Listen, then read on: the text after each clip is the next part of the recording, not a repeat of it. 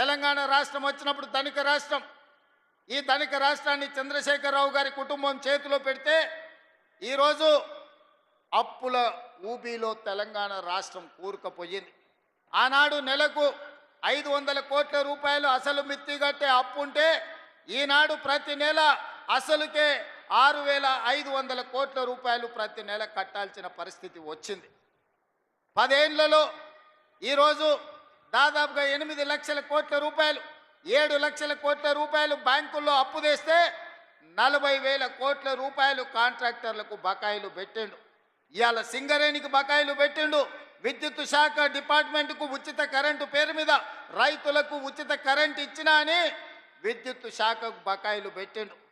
నిన్నగాక మొన్న బ్యాంకుల్లో తెచ్చిన అప్పులే కాదు, ఆయన పెట్టిపోయిన బకాయిలను లెక్కేస్తే 8,29,000 కోట్ల రూపాయల లెక్క తేలింది మిత్రులారా. ఈ 8,29,000 కోట్లలో మా నెత్తి మీద కత్తి పెట్టి ఈరోజు బ్యాంకులు వసూళ్లు చేస్తే అసలు మిత్తి 1,53,000 కోట్ల రూపాయలు ఈరోజు బ్యాంకులకు చెల్లించాల్సి వచ్చింది.